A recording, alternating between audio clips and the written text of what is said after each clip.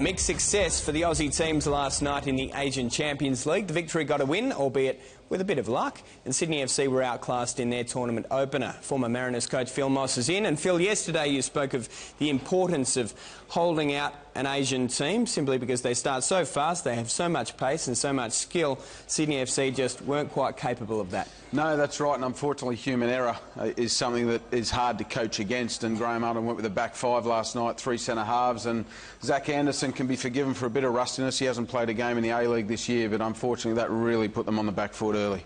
And unfortunately, this loss is exacerbated by the fact that they have a very difficult draw in general. They have the reigning Asian champions Guangzhou Evergrande next Wednesday. I guess the one saving grace is that it is at home, but if you have defensive lapses like that, it doesn't matter where you're playing. Yeah, that's right. Not to mention they've got Melbourne Victory on Saturday night down in Melbourne and Melbourne City in Melbourne the following week, so it's a really tough time for Sydney FC. But you can see here 2 mistakes, 2 goals, and that's what Asian teams do to you. They've got the quality to punish mistakes in the A-League. Sometimes you get away with them, sometimes you don't, but in Asia, more often than not, you are going to be punished, and that's what happened to Sydney last night. You touch on Melbourne Victory. They got their ACL campaign off to a nice start, and who would have thought that it would be Jai Ingham who opened the scoring? A real fairy tale last night for Jai Ingham and for Kevin Muscat, because he put a lot of faith in the young boy. He was playing NPL not so long ago, and it's a real stand-up story for the FFA Cup as well, putting young players on the map and giving them their chance, and now he's a goal scorer in Asia. But fantastic, swift counter-attack from Melbourne Victory in this instance. Great composure by Jai Ingham and a fantastic finish, and you can bet your bottom dollar if you missed that, Besart Berisha would have had something to say to him, but he backed himself, and as I said, a great finish against some real quality opposition.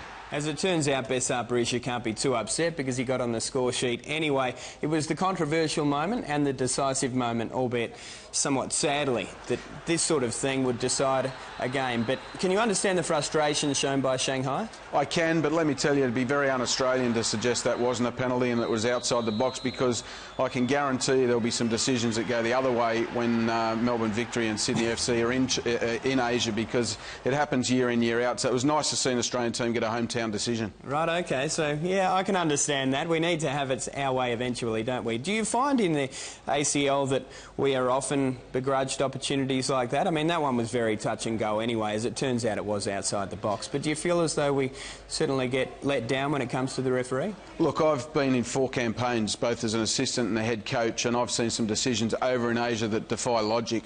So it does happen. Whether that's, you know, I'm not going to say there's ulterior motives, but it's just the pressure on referees home and away, and you know, it's one of those things, and it'll even itself out over the course of the campaign. But Melbourne Victory made their own luck last night because they were very positive. They put on a fantastic performance, and one which Kevin Muscat will be hoping gets their A-League campaign back up and running. I know this is a poor attitude, but the challenge was so poor that it probably deserved a penalty anyway. Early in the piece, I know, in the tournament, but how do you rate Melbourne's chances of progression now?